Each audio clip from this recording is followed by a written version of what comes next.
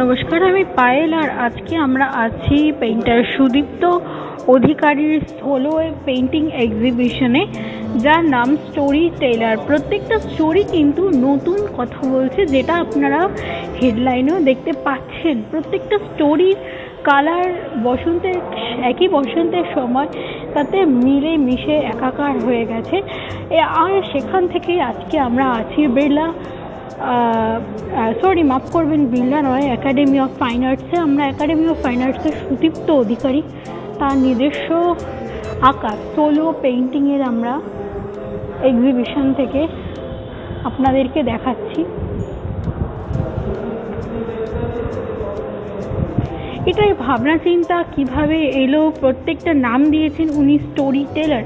প্রত্যেকটা স্টোরিকে প্রত্যেকটা ছবি কিন্তু আলাদা আলাদাভাবে কথা বলছে। একটা ছবির সাথে অন্য ছবি যেমন আপনি সাদৃশ্য খুঁজে পাবেন না, তেমনি প্রত্যেকটা ছবির জায়গা স্পট কিন্তু আলাদা আলাদা। কোথাও জঙ্গল, কোথাও সমুদ্র, সবটা মিলিয়ে আজকে কিন্তু মিলেমিশে গেছে। আমরা ডেকে নেব সুদীপ্ত অধিকারীকে, পেইন্টার। তাকে জিজ্ঞেস করে নেব প্রথমত এই ছবিটা সম্পর্কে যদি আমাদের বলো। এটা কেমন মক্কা মদিনার মতো লাগছে, এটা কি স্টাইলে? ওকে প্রথমত Payel, thank you very much আসার জন্য। ওকে, আপনাদের সবাইকে ভীষণভাবে স্বাগতম এখানে। তো যেটা পায়েল তুমি আমার প্রশ্ন করলে about this particular painting, actually এটা টার্কিশ ছবি। অ্যাকচুয়ালি টার্কিশ তুর্কিতে ওখানে একটা রিচুয়ালস হয়, যেটা আমরা নর্মালি এনাদের বলি হুইর্লিং সুফি। একটা হলে, সেখানে এটা ওনাদের একটা সাধনার অঙ্গ। তো যারা সুফি হন তারা এই রকমের ড্রেস আপ থাকে। ওনারা একসাথে দল বেঁধে অনেকজন মিলে একটা হলের মধ্যে এক জায়গায় ঘুরতে ঘুরতে ওনারা ঈশ্বরের সাধনা করেন। সরি। তো এবং আমার ভীষণ প্রিয় বেসিক্যালি ওই ডান্স ফর্মটা। তো এক জায়গায় ঘুরে ঘুরে ওনারা, ওই জন্য ওনাদের হুইর্লিং সুফি বলা হয়। তো ওনাদের এবার ছবিটা আমি একটু আমার মতো করে এক্সপ্লেন করেছি, যে ভাবনা চিন্তার থেকে আমি করেছি। হুইর্লিং সুফি ইন দ্য সেন্স বেসিক্যালি ওনারা তো সাধনা করছেন। এবার ওনারা হয়তো একসাথে বেশ কয়েকজন থেকে 3-4 জন মিলে কি 8-10 জন মিলে হয়তো সাধনা করছেন। কিন্তু যখন সাধনা করছেন তখন সাধনাটা শুধুমাত্র ঈশ্বরের। এবং প্রত্যেকটা মানুষ যারা ওখানে সাধনা করছেন তাদের কাছে কিন্তু তাদের নিজেদেরও কোনো অস্তিত্ব নেই, আশেপাশে বাড়ি ঘর পৃথিবীর কোনো অস্তিত্ব নেই, তার পাশে কে মানুষটা দাঁড়িয়ে আছে তারও কোনো অস্তিত্ব নেই। তাদের কাছে সাধনাটুকুই আসল জিনিস। সেই সাধনার মধ্যে তারা একমাত্র ঈশ্বরেরই চিন্তা করছেন। তো সেই জন্য এই ছবিটার মধ্যে আমরা ব্যাকগ্রাউন্ডে আমি সেই মহাবিশ্বের একটা ছবি তুলে ধরার চেষ্টা করেছি। আর বাকিটা যা কিছু আছে, সেই বিল্ডিং, তার স্ট্রাকচার, শহর যাই বলবে, বা সেই মানুষগুলো যারা একসাথে গোল হয়ে বসে ঘিরে যারা করছে সাধনা করছেন, তাদের অ্যাকচুয়ালি সেপারেট কোনো আইডেন্টিটি নেই, না ইন্ডিভিজুয়াল কোনো আইডেন্টিটি আছে। সেই জন্য ওনারা একজন একজনের উপর ওভারল্যাপিং হয়ে গেছে, mix up to each other. এটা হচ্ছে মিক্স আপ অফ সোলস। ওনাদের নিজস্ব কোনো হোয়াট টু সে কোনো এক্সিস্টেন্সই নেই। ওনাদের কাছে চিন্তা একটাই, সেটা হচ্ছে ঈশ্বরের সাধনা। তো এটাই ছবিটার নাম হচ্ছে হুইর্লিং সুফি, অ্যান্ড ছবিটার সাইজ হচ্ছে 2 feet by 3 feet।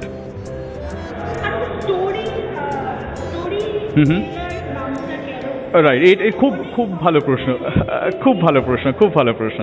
অ্যাকচুয়ালি এক একজন মানুষ, ধরুন আমি ছবি আঁকছি, তো আমার ছবি আঁকার একটা নিজস্ব ধারণা থাকবে যে আমি যেটা আঁকছি একটা কী ভেবে আঁকছি, বা কি আমার ছবি আঁকার সম্বন্ধে আমার কি ধারণা, সেটার উপরই সব কিছু তৈরি হয়। আমার সৃষ্টিটা তার উপরে হয়। তো আমার নিজস্ব ধারণা যেটা, সেটা হচ্ছে প্রত্যেকটা ছবি, একটা ছবি তো স্থির ছবি। তো সেই স্থির ছবি সে তো মুভ করছে না, কিন্তু আমি যখন সেই স্থির ছবিটা, যে একটা স্টিল পিকচার, সেটার মধ্যে কিভাবে তাকে জীবন্ত করব, তার মধ্যে প্রাণ কিভাবে আনবো। তো আমার কাছে সেটার একটাই রাস্তা, সেটা হচ্ছে তার মধ্যে একটা গল্প লুকিয়ে রাখা। যে আমি একটা ছবি দাঁড়ানো থাকবে, ছবি রাখা আছে, সেই ছবিটার মধ্যে যদি একটা গল্প দেওয়া যায়, তখনই সেই স্টিল ছবিটা, সেই স্থির ছবিটা আর স্থির থাকছে না, তার মধ্যে সেই গল্পটা সারাক্ষণটা খেলে চলেছে, এবং তার মধ্যেই সেটা প্রাণ। এবার আমার স্টোরি টেলার বলার গল্পটা এটাই যে আমার প্রতিটি ছবির একটি টাইটেল আছে। যেমন আমি ধরো আমি বই পড়ছি, গল্পের বই, সেই গল্পের বইটা এত মোটা, তো সেই বইটার নামটা কি খুব মোটা হয় না? নামটা এক কথায়। ঠিক তেমনই প্রত্যেকটা ছবি, সেটা বড় হোক ছোট হোক, প্রত্যেকটা ছবির একটা টাইটেল থাকে। টাইটেলটা হচ্ছে ফর এক্সাম্পল সামনের যে ছবিটা আমরা দেখছি, যদি একটু ঘোরাও, এই ছবিটার টাইটেল হচ্ছে দ্য সোয়ান সোলজার্স। এবার আমি তাহলে এর মধ্যে এর ভাবনা চিন্তা বলো, এটাকে গল্প বলো, এটা আমি কি ভেবে আমি এঁকেছি।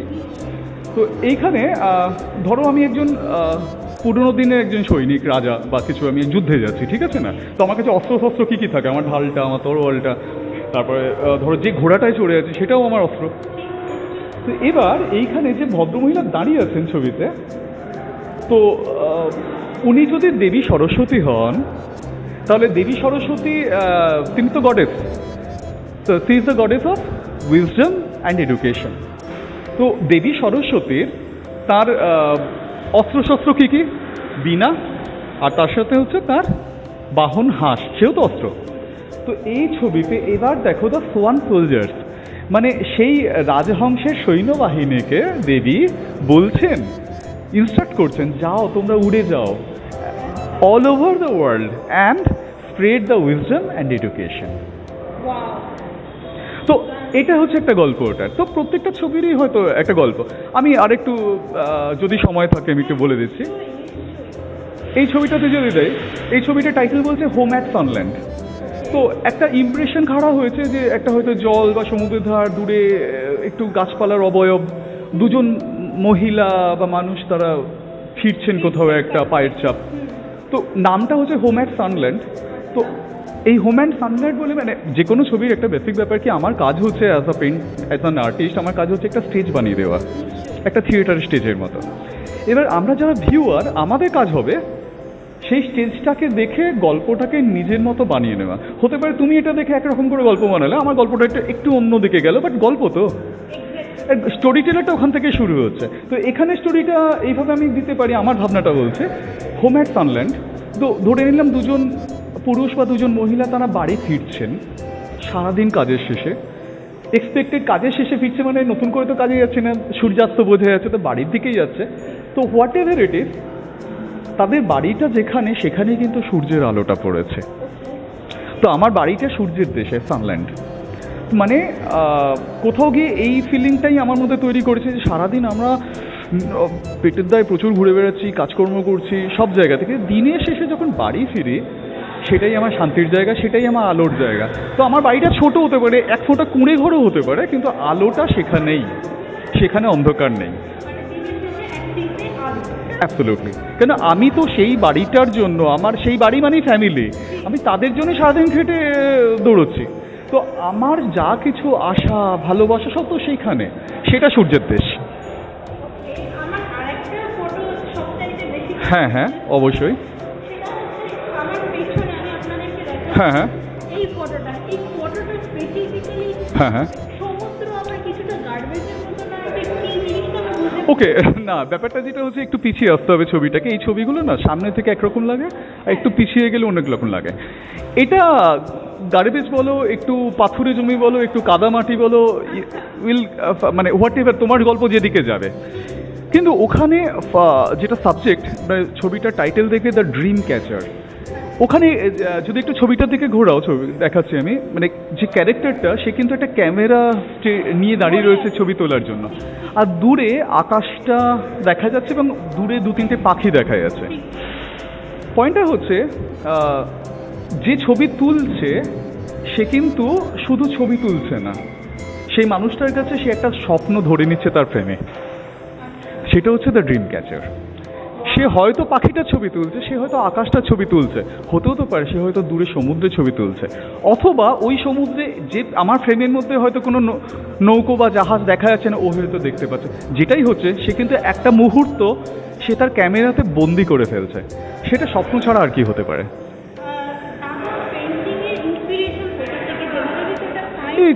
একদম একদম একদম।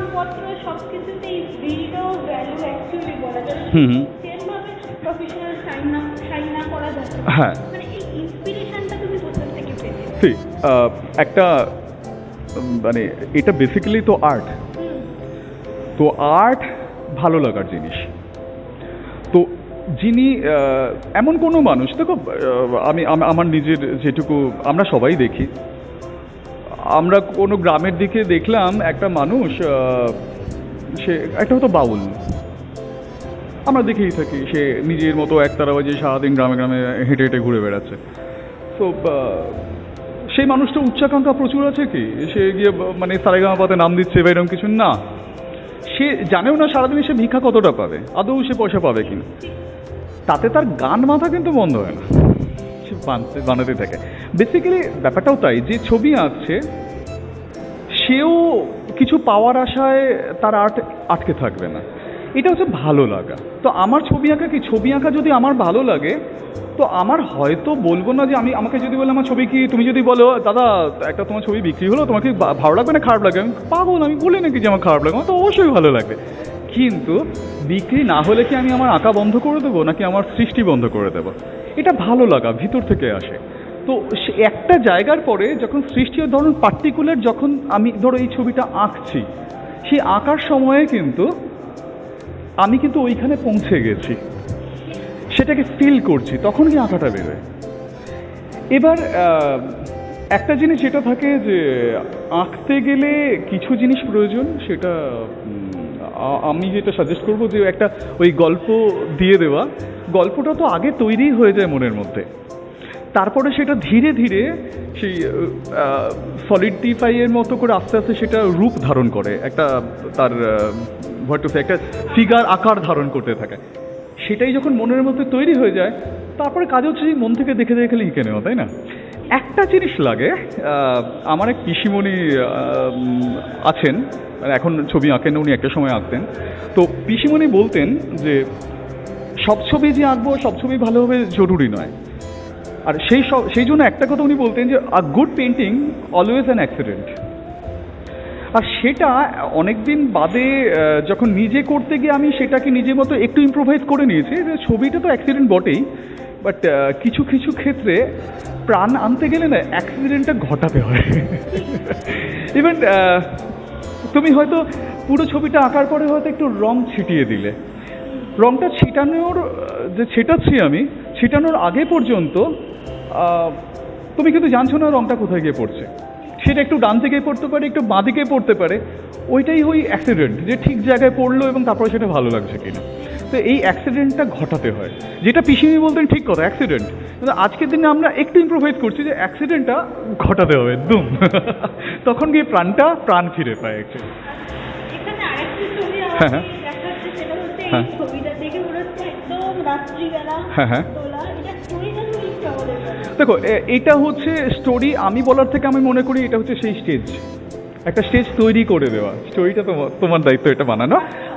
নামটা দেখো ওয়ান্ডারিং ওয়াটারওয়ে। তো জাস্ট একটা, এটা ওয়াটারওয়ে মানে এটা লেক হতে পারে, একটা নদী হতে পারে, এটা ল্যান্ড ব্লকড একটা জায়গা হতে পারে, একটা মানুষকে দেখতে পাচ্ছ নৌকো করে, হ্যাঁ একটা নৌকো করে দিতে পারে, একটা আলো জ্বলছে। দেখো কি হয় না, a place, a stage for probabilities. Now আমি ধরো গল্পটা এইভাবে বানালাম যে ওই মানুষটা সন্ধ্যার পরে মাছ ধরতে বেরিয়েছে, হতেই পারে। তুমি পায়েল এটা দেখে তোমার মনে হলো যে মানুষটা কাজ থেকে ফিরছে, পদ্ম বলতে ফুটে গেছে দেখতে পাচ্ছি, কিন্তু গল্পটা ভাব প্রবাবিলিটি, সেও তো পদ্ম ফুলে তুলতে বেরিয়েছে। তো স্টোরি, তারপরে দূরে দেখো একটা যে ল্যান্ডের যে আবছায়া, সেটা দেখে তোমার হচ্ছে ওই দিকে ওর লোকটার বাড়ি থেকে, ওই লোকটা কোন দিকে যাচ্ছে, ওই দিকে, এইখানে বাড়ি নাকি ওইখানে বাড়ি, এই যে একটা ফুল অফ প্রবাবিলিটি, এইটাই হচ্ছে স্টেজ তৈরি করে দেওয়া। এবার প্রবাবিলিটি নিজের দিকে যাওয়া, যে যেমন হোয়াট এভার ইউ উইশ। হ্যাঁ হ্যাঁ, মানে আমার গল্প আমার মতো করে চলবে, আমার কাজ হচ্ছে খালি ওই ফ্রেমের মধ্যে শেষটা বাড়িয়ে দেওয়া। হ্যাঁ হুম, নিশ্চয়ই। আমি আমার এটা তৃতীয় এক্সিবিশন একাডেমি অফ ফাইন আর্টসে, আমার সোলো এটা আমার সেকেন্ড। আমার শুরু হয়েছে 1 তারিখ থেকে, আর আজকে আমার চতুর্থ পঞ্চম দিন আজকে, আর 2 দিন চলবে রবিবার পর্যন্ত 12টা থেকে 8টা। কিভাবে আসতে পারে লোক একাডেমি অফ নিশ্চয়ই নিশ্চয়ই নিশ্চয়ই না না, নিজের লোক নয় কেন, সবাই নিজের লোক, মানে নিজের লোক নয় হতে পারে না, গোটা পৃথিবীর মানুষ নিজের লোক, কখনো নিজের লোক বলে হয় না। খুব সহজ জিনিস, এটা academy of fine arts Rabindra সদনের পাশে। যারা মেট্রো রুটে রয়েছেন তাদের নামতে হবে রবীন্দ্র সদন অথবা ময়দান স্টেশন, দুটো জায়গা থেকে ওয়াকিং ডিস্টেন্স 3 থেকে 4 মিনিটের মধ্যে পৌঁছবেন।